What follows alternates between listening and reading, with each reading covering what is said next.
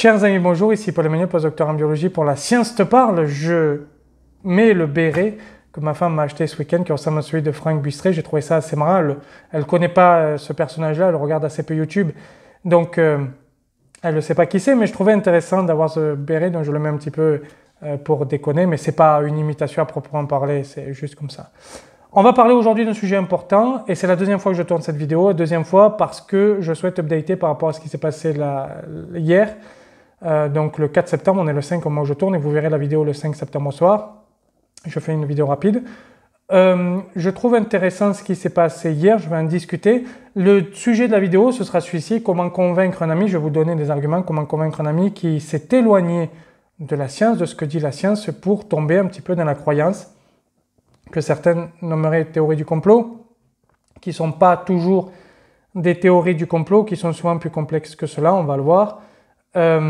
Donc comment je fais pour convaincre cet ami? Ce que je vais faire, c'est que je vais vous donner des tips, si vous voulez, un petit peu comme on dit en anglais, des conseils, et puis on va parler de ce qui ne va pas dans le monde tel qu'il est de la vulgarisation scientifique et dans le monde scientifique, parce qu'il faut être honnête. Cette question, elle vient, c'est pas vraiment une question, à dire vrai, c'est un commentaire Twitter où quelqu'un me dit, voilà, j'ai un ami qui ne croit plus en la science, il pense que les scientifiques cherchant en biologie, par exemple, sont corrompus par Big Pharma, ils pensent que le GIEC est corrompu par la politique, etc. C'est très intéressant parce qu'il y a deux types de corruption ici qui sont totalement différentes et nous allons les voir. Alors, qu'est-ce qui s'est passé hier? Hier, au moment où vous regardez cette vidéo, j'ai sorti mon échange avec mon copain Mike Borowski, mon ami Mike Borowski. On a discuté de politique et de science. Ceci fait partie de la série de vidéos que je vais faire sur YouTube Game et la science. Donc, comment les vidéastes, les créateurs de contenu voient la science, la technologie, etc. en discuter. J'ai fait beaucoup d'appels, j'ai demandé à beaucoup de personnes, très peu ont répondu, essentiellement des gens de droite, aucun de gauche. On m'a un petit peu critiqué pour ça hier, me disant mais tes invités, etc. Moi je veux bien discuter avec les gens, mais si d'autres ne veulent pas répondre, il ne faut pas non plus m'accuser d'en avoir par exemple que des invités de droite. Si la gauche ne répond pas, c'est le problème de la gauche, ça n'est pas mon problème à moi. Pourquoi est-ce que je fais cette série de vidéos et nous allons arriver au premier point, c'est-à-dire au premier conseil que je vous donne sur comment convaincre un ami qui ne croirait plus à la science, c'est parce que je crois à la discussion. Je pense que la discussion est nécessaire. On a eu tout au long de la période Covid, et je ne faisais pas de vidéos de ce type-là avant, des debunks, donc on a dit par exemple, voilà, on prend le documentaire Hold Up, on montre tout ce qu'il y a de faux là-dedans et puis on le met sur Internet. Je me suis posé la question à un moment donné, qui ça convainc, parce que j'ai vu dans les commentaires que beaucoup de gens étaient déjà convaincus du fait que Hold Up racontait tout et n'importe quoi, et donc je ne convainquais pas beaucoup de gens en plus. Bon. Et je pense que c'est une question qu'il faut se poser, c'est est-ce que si on a une approche frontale envers des idées, et envers des gens qui la portent, est-ce que si on rentre dans une espèce de guerre envers des idées des gens qui la portent, est-ce qu'on va les convaincre de leurs erreurs de raisonnement et de leurs erreurs scientifiques? Eh bien, je ne le crois pas. J'ai lu beaucoup de livres sur les fausses informations, les complotistes, etc. Même s'il ne faut pas toujours parler de complotistes. Ce dernier en date, c'est celui-là, Au pays de la dark information. Antoine Baillet, qui est un journaliste à l'INA, qui a beaucoup travaillé sur ces sujets-là.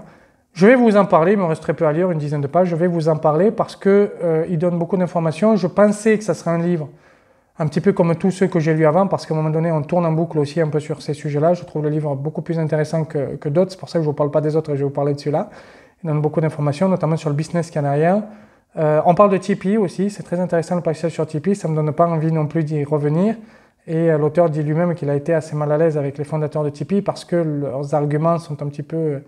voilà, un peu... Bon, chacun pensera ce qu'il voudra. Je vous invite à lire ce livre, je vous en ferai là-dessus. Donc tout ça pour dire que je m'intéresse aussi à ces sujets-là et que je trouve que la méthode utilisée aujourd'hui n'est plus la bonne. Donc j'ai décidé de faire une série de vidéos sur YouTube Game et la science pour aussi parler avec les gens. Donc le premier point, c'est de parler avec les gens, justement, de ne pas rompre le lien. Parce qu'il y a beaucoup de gens sur Internet qui vous invitent à rompre le lien, qui vous invitent à rentrer en guerre, qui vous invitent à insulter, qui vous invitent à attaquer direct, sans discuter. Je pense que l'attaque directe, on reste sur ses positions. Si on est attaqué, on va rester sur ses positions, on va camper sur ses positions.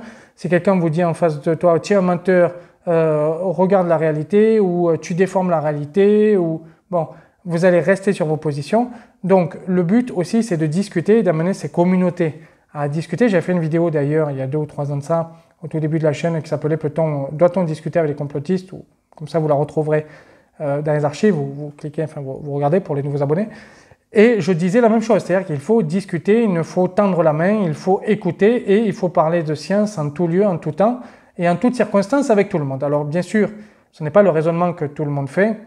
J'ai été critiqué sur Twitter hier pour ça. Moi, c'est mon raisonnement à moi. C'est qu'il faut discuter. Si vous coupez la communication, eh bien c'est fini. J'ai vu beaucoup de gens pendant la pandémie qui disaient « moi je ne parle plus à mon frère, à ma mère, à mon père, à ma tante, à mon oncle, à ma copine, à mes enfants, parce que vous comprenez, ils sont devenus complotistes, etc. Donc je ne peux plus discuter avec eux, etc. Donc je coupe les liens. » Donc en gros, vous avez des familles qui se brisent, des pères qui ne parlent plus aux enfants, des mères qui ne parlent plus aux pères. Enfin, on est dans du grand n'importe quoi. Je pense qu'il faut discuter. Donc, comment convaincre un ami de revenir au consensus scientifique? Déjà, c'est de discuter, de ne jamais rompre le lien avec lui, de l'écouter, de voir ce qu'il a à dire, pourquoi est-ce qu'il est tombé là-dedans, et il a des raisons de tomber là-dedans, de le comprendre et d'y aller, mais de ne pas l'attaquer frontalement, ce que font beaucoup de débunkers, je trouve ça dommage. Le second point, c'est de discuter de ce qu'est le monde de la recherche et de la publication scientifique. Et là, on a un très gros problème sur Internet. C'est que, prenons par exemple le monde de la publication scientifique. Dirty Biology a été le premier grand vidéaste à sortir ce mot-là. Il a parlé du mot mafia. C'est dans une vidéo qui a plusieurs années qui s'appelle la mafia que vous ne connaissez pas, ou la mafia, quelque chose comme ça, la mafia scientifique que vous ne connaissez pas, ou la mafia qui arnaque les scientifiques. Enfin, je ne sais plus exactement le titre de la vidéo, mais c'était quelque chose comme ça. Le titre promettait beaucoup de choses. Cette vidéo est à peu près un fake complet. J'ai déjà débunké il y a quelques années. J'ai déjà expliqué ce que c'était la publication scientifique. Et d'ailleurs, je suis à peu près sûr que si je demande à Léo Grasset, qui a fait cette vidéo, c'est quoi la différence entre un editorial board et un editorial office, qui sont deux types d'office pour des publications différentes avec plus anciens, plus nouveaux, il sera incapable de me répondre. Si je demande quels sont les types d'IA utilisés dans tel ou tel bureau, il sera incapable de me répondre, etc. Si je demande comment on choisit des reviewers, il sera incapable de me répondre, etc. Donc il y a beaucoup de questions qui m'intéressent moi, sur lesquelles je parle beaucoup sur cette chaîne et qui vous parlent du monde de la publication scientifique parce que c'est important de parler du monde de la publication scientifique parce que c'est là où les connaissances scientifiques, par ce moyen-là que les connaissances scientifiques sont diffusées. Or, si vous utilisez le mot mafia, eh bien vous utilisez exactement le même vocable et le même raisonnement que quelqu'un comme Jean-Dominique Michel qui vous dit que la publication scientifique, elle est corrompue par l'industrie pharmaceutique. La mafia mène à la corruption, dire corruption mafia, c'est exactement la même chose, c'est exactement le même raisonnement. Alors certains vont me dire non, il y a des nuances. En réalité, quand on écoute les arguments de ceux qui disent que c'est une mafia, c'est tellement faux qu'il n'y a pas de nuance du tout là-dedans, parce qu'à peu près tout ce qui est raconté est du grand n'importe quoi. Et moi, je suis là aussi pour expliquer ce que c'est que la publication scientifique. Un exemple, voilà, un exemple, le H-index. J'ai fait une vidéo sur l'évolution du H-index depuis 2005, depuis que Hirsch avait publié là-dessus. Je vous ai parlé du E-index, du Q-index, du G-index, etc., de tous les index qu'il y avait et de la façon dont on le calcule maintenant qui n'a plus rien à voir avec la façon dont on le calculait en 2005. Je sais que des vulgarisateurs scientifiques ont vu ma vidéo parce que j'ai reçu des messages qui me disent « Voilà, on a vu ta vidéo, on ne savait pas, c'est super, merci pour l'information. » Et puis en tweet, ils vont vous redonner sur comment on calcule H-index sur façon 2005 alors que ma vidéo datait de 2022. Donc, ça fait quand même 17 ans qu'il y a eu une évolution, et en 17 ans, personne ne le prend en compte. Donc, comme même ceux qui ne devraient pas raconter n'importe quoi sur, par exemple, la publication scientifique le font, bien sûr, on peut avoir n'importe quel raisonnement. Et on peut suivre les raisonnements de Jean-Dominique Michel, qui dit la publication scientifique est corrompue par l'industrie pharmaceutique. Si on dit le vulgarisateur scientifique dit c'est une mafia, c'est exactement la même chose. Donc les raisonnements s'équivaut. Donc on ne va pas pouvoir dire à quelqu'un qui dit je me méfie de la publication scientifique, tu as tort, puisque les vulgarisateurs eux-mêmes, scientifiques eux-mêmes, vous enjoignent à vous méfier de la publication scientifique en vous expliquant tout et n'importe quoi, notamment que c'est une mafia. Donc à partir de là, pourquoi est-ce que je vais croire plutôt tel article, tel autre, puisque de toute façon, si c'est mafia, c'est du n'importe quoi. Bon, il faut bien comprendre ce point-là et arrêter avec des mots et des choses qui sont mauvaises. Par exemple, il y a quelques temps, je vous ai fait un short sur le fait que j'avais piégé MDPI avec un reviewing un peu à la con, où ils m'ont écrit plusieurs fois pour que je refasse reviewing en me disant il faut suivre telle structure, etc. Bon, ils améliorent leur reviewing aussi. On ne peut pas rester sur l'idée de 2007 en disant MDPI c'est un predatory éditeurs, sachant qu'ils le sont de moins en moins et que surtout ils s'améliorent et le système est amélioré. Donc il faut voir l'évolution. Et ça, c'est un problème. Donc ça, c'est le deuxième point, c'est de parler et de ne pas dire n'importe quoi sur le monde de la recherche et le monde de la publication scientifique, en insistant sur le monde de la publication scientifique, parce que c'est là, par là, que les connaissances scientifiques sont diffusées. On va parler d'évolution, c'est le troisième point. C'est d'expliquer que la recherche, c'est le temps long. Et j'ai regretté beaucoup que pendant la période de Covid, on dise le vaccin est sorti à 1 année. Personne n'a pu comprendre une telle phrase.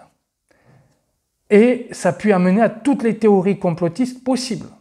Mais bien évidemment, si vous dites le vaccin a été créé à 1 année, si moi je ne suis pas scientifique et on me dit le vaccin a été créé à 1 année, ça me paraît tellement fou que je vais dire oui, mais en fait, il l'avait déjà. En fait, on ne peut même pas dire les complotistes sont fous parce que le raisonnement logique qui vient après le vaccin a été fait à 1 année, sachant que c'est impossible, c'est il l'avait déjà. Il n'y a pas d'autre raisonnement possible à avoir en fait. Et donc j'ai expliqué sur cette chaîne le fait que non, en réalité, les premiers vaccins contre le SARS-CoV-1, donc qui est très proche du SARS-CoV-2, date de 2005, 2006, où il y a eu des campagnes de vaccination sur les animaux. Donc j'ai expliqué tout ça, les tests qui avaient été faits pour le MERS, etc. Je vous ai lu le livre de Bourla qui parle du fait qu'ils ont repris les recherches que Pfizer lui-même avait fait sur le MERS, c'est-à-dire 12 ans avant que le Covid, le SARS-CoV-2 émerge, enfin soit diffusable chez l'homme, atteigne l'homme, 12 ans. Et donc ça faisait déjà 12 ans qu'ils travaillaient sur Pfizer, qui travaillait sur des vaccins contre les virus de type CoV, coronavirus. Donc ils ont pris leurs 12 ans de recherche antérieure pour arriver au vaccin sur SARS-CoV-2. Donc ça n'a pas été fait en 1 année. Moi je vous ai dit, depuis les premiers vaccins sur le SARS-CoV-1 qui ont été testés 2005-2006 sur les animaux jusqu'au vaccin SARS-CoV-2 chez l'homme, il y a 15 ans qui séparent. Pfizer nous dit, bon, nous on a pris les 12 dernières années de recherche, 15-12 ans, bon, on voit déjà qu'on n'est pas sur 1 année. Donc si on explique que la recherche c'est le temps long et qu'en réalité, ça fait 12 ans par exemple que les vaccins, qu'on travaille sur les vaccins, sur des types de virus qui sont très similaires et que lorsque l'on arrive au SARS-CoV-2, bien en fait on a déjà des bases de recherche qui sont énormes, 12 années c'est quand même pas mal la recherche, eh bien on ne peut plus tomber dans des théories complotistes. Donc là, il y a un problème, c'est qu'en réalité, même sur Internet, même quand on parle à la télévision, etc., on ne définit pas la recherche comme un temps long. La recherche, c'est un temps très long. C'est un temps long. Et on se base sur des données qu'on en avait déjà avant, etc., et on continue avec ces données. Si on n'explique pas ce mode de fonctionnement de la recherche, qui est un mode de fonctionnement long, eh bien, on peut tomber sur n'importe quelle théorie complotiste. Et moi, quand j'ai sorti mes vidéos sur le vaccin, il y a beaucoup qui me disent « Mais tu mens, mais enfin, il n'y a personne qui nous dit ça, c'est des conneries. » La chaîne, elle venait à peine d'exister. Enfin, j'avais sorti en 2019, j'avais sorti 2-3 conférences externes, mais personne ne me connaissait, ça existait à peine.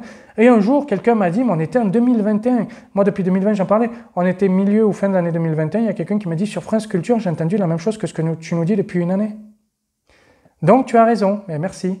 Et quand le président, moi je me rappelle, j'ai fait une vidéo pour dire Macron ment quand il dit le vaccin a été fait 1 année, et que Mike Borowski m'a dit, mais tu sais, si le président l'a dit, aucun Français te croira, tu peux dire ce que tu veux, mais c'est mort pour toi. Et il n'avait pas tort. Donc, la recherche, c'est le temps long, il faut vraiment expliquer ça. Vous avez un ami qui ne croit plus à la science, tu dis, écoute, la recherche, c'est le temps long. Il y a tout ça qui est fait. Voilà, donc, il faut expliquer la recherche, c'est le temps long. Donc ça, c'est le 3e point. Le 4e point, c'est l'idéologisation et le refus de voir l'idéologisation, ce que j'appelle, moi, la politisation de la science. Ça, c'est très problématique, parce que bien sûr, lorsqu'on parle du GIEC, on dit oui, mais il y a des politiques dedans, donc bien sûr, la science, elle est politisée. Et si on dit le climat, c'est politique, non, le climat, c'est avant tout scientifique. Et je me bats contre l'idée de dire le climat, c'est politique. J'ai encore vu un tweet ce matin, quelqu'un qui dit le climat, c'est politique. Non, il y a un mec de connu, enfin, le mec, il avait 80 000 ou 5 000 abonnés, je ne sais pas combien. Tu dis non, non, le climat, c'est scientifique d'abord, c'est la science d'abord.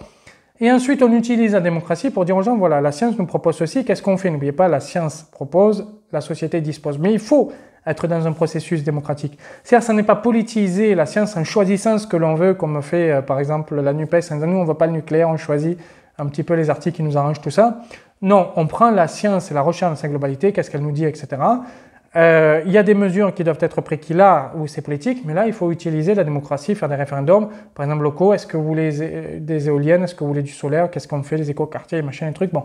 Donc on utilise la démocratie, les gens seront contents parce qu'ils pourront donner leur avis, il y aura des débats, ce sera très intéressant et on avancera. Donc, la politisation de la science est un gros problème qui fait tomber les gens dans le complotisme. Parce que le GIEC est vu comme un organe politique, ça n'est pas vrai, ça n'est pas un organe politique. Mais la façon dont il est présenté parfois, Et la façon dont les politiques se saisissent de ça, eh bien, ça en fait un organe politique. Et les scientifiques doivent se battre en disant non, c'est un organe scientifique et nous, on est là pour diffuser la science. Mais à force d'être bouffé par le politique, eh bien, ça devient un organe politique. Et donc, voilà, après, on a des climato-sceptiques où en fait, c'est pas une attitude forcément scientifique, c'est une attitude qui est surtout politique. Donc, il faut dépolitiser la science complètement. Et je vais prendre l'exemple d'un truc qui m'a énormément choqué, puisque j'ai été, comment on dit, quand vous ne pouvez plus voir ce qui se passe sur Twitter là, de quelqu'un bloqué par des gens qui avaient des gros comptes et qui sont des vulgarisateurs scientifiques. Par exemple, Mélenchon, il avait parlé de créolisation. Moi, j'ai acheté un bouquin qui reprend les essais d'Édouard Glissant et qui les explique, etc. Donc, ça s'appelle Les voies de la créolisation. Donc, c'est ce sur quoi se base Mélenchon. Et pour expliquer ça, moi, j'ai mis des extraits de ce bouquin-là, que j'ai lu. Et puis, on m'a dit non, c'est faux. En fait, tu dis n'importe quoi. Mélenchon, il dit pas ça, Moi, je prends le bouquin, je lis, j'essaie de comprendre, je relis, etc. Je diffuse sur Twitter un peu ce qu'il dit, etc. Puis on me dit non, Mélenchon il dit pas ça, c'est pas vrai, blablabla, blablabla. Bon, c'est formidable, mais ça c'est de la politisation, c'est-à-dire que Mélenchon il a dit un truc, donc en fait le bouquin tu te le fourres là où tu penses, que personne n'a lu et ni acheté d'ailleurs. Et à partir de là, si tu mets sur Twitter, voilà ce qui est dit dans le livre, on te dit mais c'est faux en fait parce que Mélenchon n'a pas dit ça. Donc ça, pourquoi est-ce que je vous parle de ça? Parce que ça c'est une chose importante, l'idéologisation, la politisation de la science, parce que là, on parle d'histoire. La créolisation, c'est une idée historique qui vient de comment la culture créole s'est formée. Appliquée en France, je ne sais pas si les gens comprennent ce que cela voudrait dire, mais il faudrait déjà que la langue que je parle n'existe plus. Voilà, ça va demander des changements qui sont quand même radicaux et qui vont se rapprocher un petit peu de ce qui est dit là. Le grand remplacement. Alors, oui, alors c'est un énorme pavé. Et là encore, lorsque je parle du grand remplacement, que je cite Albert Camus dans le texte et que je dis Albert Camus il dit ça, mais il ne dit pas ça, etc. Lorsque je parle de la voie, par exemple, alors je vais vous dire après pourquoi je peux parler de ça, de la voie légale du grand remplacement, c'est-à-dire qui est pas pour moi une théorie, mais qui est plutôt une interprétation. En gros, Camus vous dit, Renaud Camus, je crois que j'ai dit Albert, Renaud Camus vous dit le grand remplacement, c'est le fait aussi, c'est l'une des voies, parce qu'il y a 3 voies pour le grand remplacement pour lui dans son ouvrage. Le grand remplacement, là, c'est plusieurs ouvrages réunis, sa dernière version, c'est plusieurs ouvrages réunis. Tous les ouvrages qu'il a écrits là-dessus. Il vous dit, c'est le fait que des gens qui sont étrangers deviennent à un moment donné français. Si on dit c'est une théorie, donc là je vais venir, si on dit c'est une théorie du complot, on dit de fait que cette 3e voie, en réalité, il n'y a aucun étranger qui jamais en France ne soit devenu français. Là, vous allez me dire, c'est complètement faux. Bon. Donc, en fait, c'est une interprétation. Et si vous voulez discuter avec les gens qui pensent que le grand remplacement, dans toutes les assertions sont vraies, vous devez expliquer qu'en réalité, c'est une interprétation et que le droit ne rend pas les gens français pour grand remplacer la population. On le fait parce qu'il y a eu la Révolution, parce qu'il y a toute une histoire derrière, parce qu'il y a toute une philosophie derrière, mais ça n'est pas pour grand remplacer la population. Mais de fait, effectivement, oui, il y a des gens qui ne sont pas nés français, qui deviennent français. Si vous dites, c'est là où je veux en venir, c'est une théorie du complot, alors vous dites des mensonges en fait, parce que vous dites en réalité aucun étranger n'est devenu français depuis, lui il parle depuis le milieu du XXe siècle, donc depuis le milieu du XXe siècle, si on prend que cela, aucun étranger n'est devenu français. Il n'y a jamais eu de naturalisation, etc. Bon, vous allez me dire, c'est des conneries. Il faut être tout à fait nuancé, connaître les théories, les lire, etc., les expliquer. Et ça, on ne le fait pas assez. Et on ne le fait pas assez, pourquoi? Parce que parfois ça dérange et parfois l'idéologie du vulgarisateur, du débunker, etc., fait qu'il n'a pas envie de faire ça, ou alors il va aller à la facilité. Et il y a beaucoup trop de facilité sur Internet, ce qui fait qu'on arrive à des théories du complot, parce qu'on n'explique pas assez, parce qu'on ne va pas assez dans le détail du texte, parce qu'on ne lit pas assez, parce qu'on ne travaille pas assez, en réalité. Et ça, c'est un peu compliqué. Quand j'ai fait la vidéo sur la transsexualité filles-garçons que je vous ai dit, ça vient de cerveau, je vous ferai des vidéos plus complètes sur le sujet. J'ai beaucoup d'articles sur le sujet. Il y a beaucoup de gens qui m'ont dit, mais on ne le savait pas, on ne l'a jamais dit. Oui, on ne l'a jamais dit. On parle sur des trucs, sur des tweets, des machins, des bidules, mais on ne travaille pas assez le fond parce que dans l'idéologie, ça ne va pas. On ne travaille pas assez le fond en disant, voilà, il y a une représentation, on a neurologiquement, une représentation de notre corps. Vous êtes un homme, vous représentez homme, vous êtes une femme, vous représentez femme, sauf qu'il y a une partie de la population, 1 à 2%, qui ne se représente pas son corps de la façon dont il est. C'est-à-dire qu'ils sont nés dans un corps de garçon, mais leur cerveau leur dit « tu es une fille, mon gars ». Donc, eux, ils vont se sentir filles, ils ne comprennent pas pourquoi ils ont un pénis, etc. Et ils vont mal le vivre parce que la société les rejette. Bon. Et je vous ai fait une vidéo sur le taux de suicide des personnes transgenres, etc. Un article du JAMA, c'est de la science. Et je vous parle de tout ça parce que c'est de la science. Et je ne rentre pas dans l'idéologie ou la politique. J'ai envie de dire, je suis de droite, je devrais même dénoncer la transsexualité. Je suis scientifique, je vois que c'est un phénomène biologique tout à fait normal. Je vous parle de ça. Je n'idéologise pas ce qui devrait être ma pensée. Vous voyez ce que je veux dire? Donc, il faut faire ça. Voilà, il faut faire ça et vous verrez que le complotisme disparaîtra. Basons-nous sur la science, sur les écrits, les travaux et arrêtons de tout idéologiser. Et encore une fois, moi je suis de droite et pourtant je suis en courant de ce que dirait la droite sur les sujets, mais parce que je suis scientifique et parce que je lis les textes et parce que je lis les résultats de recherche. Voilà. Ça me désespère en fait, cette idéologisation, politisation de la science. Et vous ne pourrez pas convaincre quelqu'un qui ne croit plus en la science si on est là-dedans. Donc il faut faire un effort complet, vraiment complet, là-dessus. Il faut faire un effort là-dessus. C'est-à-dire quand on est vulgarisateur scientifique, il faut vraiment mettre son idéologie de côté. On s'en fout. On n'a pas d'idéologie, on a une feuille blanche. C'est compliqué. Moi, j'y travaille à dire depuis 2012 que j'ai quitté l'UMP. Alors, je m'intéresse toujours à la politique. J'ai acheté le livre de base de Mélenchon pour comprendre ce qu'il disait. Je ne crois pas qu'il y ait beaucoup de gens qui regardent cette vidéo qui l'aient fait. Le livre est fait 600 pages. Il faut quand même se les lire. Voilà, c'est du travail aussi, tout ça. Mais ça m'intéresse. La politique m'intéresse, l'idéologie m'intéresse, les opinions m'intéressent, les opinions des gens m'intéressent. Donc, j'aime la politique, c'est vrai, c'est un fait, j'ai été militant pendant des années. Mais j'essaie de me détacher de l'idéologie pour comprendre celle des autres, pour vous diffuser la science sans idéologie, etc.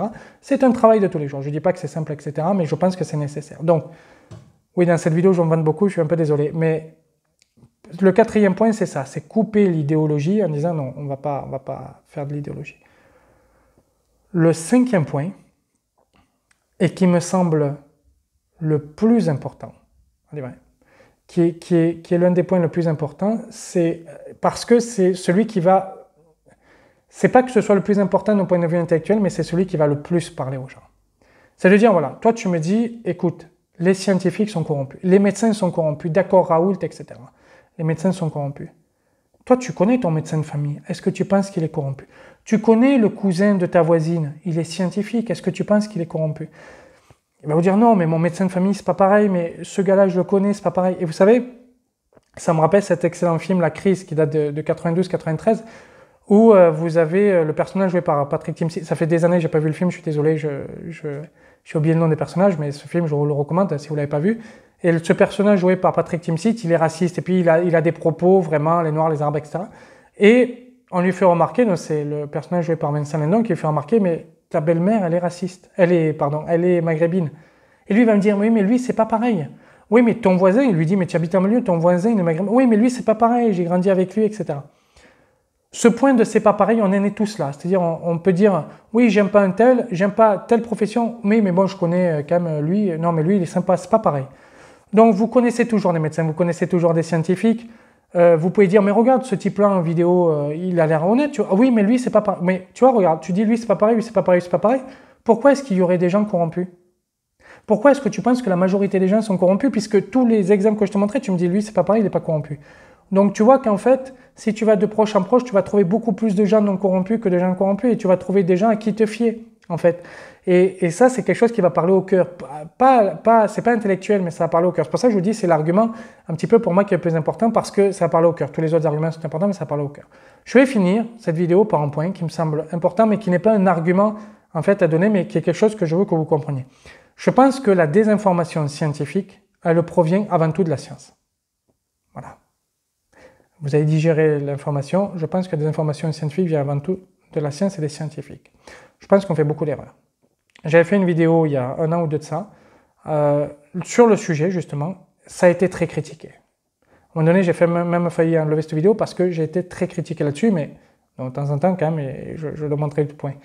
Ça m'est arrivé d'enlever des vidéos, mais non, celle-là, je ne voulais pas. Les gens n'ont pas compris le point. Raoult, c'est un professeur et un chercheur. Il dirigeait l'un des plus grands instituts de recherche en France. L'un des principaux fourvoyeurs de la désinformation scientifique sur la Covid, c'est lui. Christian Perron, c'est aussi un professeur et un chercheur. Il dirigeait un service à l'hôpital de Garches. L'un des plus grands pourvoyeurs de la désinformation scientifique pendant la pandémie, c'est lui. En rayon code, elle a été chercheuse. Alors certes, elle a été virée de l'INSERM avant la pandémie, mais elle a été chercheuse. Axel Kahn, ça a été son directeur de thèse. Lui, il dit, elle a gagné un prix en 2013 comme l'une des personnes qui pourrait monter le plus en sciences, une des jeunes pousses. Ça vient de la science, la désinformation scientifique. Ça vient de toutes les revues pourries qui sont frauduleuses. Ça vient des scientifiques qui parlent sur les réseaux sociaux ou à la télévision. Ça vient de notre pédagogie à nous. Nous, en tant que chercheurs, en tant que professionnels de la recherche, nous sommes responsables en grosse partie de la désinformation scientifique. Il ne sert à rien d'aller taper sur celui qui la diffuse. On devrait se taper sur nous-mêmes et veiller à ce que l'on dit. Et quand je vous ai dit tout à l'heure dans le point 2 qu'on dit beaucoup d'erreurs, les vulgarisateurs sur la publication scientifique, que j'essaie de corriger petit à petit et que je me fais souvent critiquer d'ailleurs là-dessus, lorsque l'on dit beaucoup d'erreurs sur le financement de la recherche scientifique, je m'intéresse au financement de la recherche scientifique, j'ai été pris d'ailleurs, ça je touche du bois parce que c'est vraiment super, ça fait des années que je postule là. En fait, quand il va y avoir des dossiers de financement, c'est des gens qui vont les évaluer et il faut que ce soit une certaine élite scientifique. Ça fait des années que je postule à une organisation suisse qui finance des projets de recherche, donc on parle des projets à plusieurs millions de francs suisses, plusieurs millions d'euros. Ça fait des années que je postule, cette année j'ai été pris, sachant qu'ils n'en prennent que 3 par année. Donc ça c'est peu. Donc voilà, à chaque fois on me disait votre dossier n'est pas assez bon, donc j'ai travaillé, etc. J'ai postulé plusieurs fois parce que je veux comprendre comment la recherche est financée. C'est quelque chose qui manque, hein. Je ne sais pas tout, je sais des choses mais je ne sais pas tout, donc je veux rentrer dans le système pour comprendre comment la recherche est financée. Et je vous ferai des vidéos là-dessus, je pense que je rencontrerai des gens, des organisations, etc. qui financent la recherche, je vous ferai des vidéos là-dessus. Je veux comprendre ça. Mais je sais que sur Internet, beaucoup d'erreurs sont dites. Et je vous parlerai d'un livre d'ailleurs, que j'ai lu qui est très intéressant, mais il y a un chapitre qui me gêne justement là-dessus, sur le financement de la recherche. Le livre s'appelle « De la malscience dans les laboratoires ». Je vous parlerai de celui parce qu'il est très intéressant, mais voilà, ce chapitre-là, il y a des choses qui ne me conviennent pas. J'ai des articles qui montrent que ce qu'ils disent c'est faux, donc je vous en parlerai. Je ferai une vidéo là-dessus, je vous en parlerai. Toujours parler de science. Toujours parler de science. Je vous remercie de m'avoir écouté. J'espère que ça vous est utile cette vidéo. En tout cas, ça devrait être utile au moins à la personne qui m'a dit qu'est-ce que je fais avec mon ami, etc., comment je peux lui parler.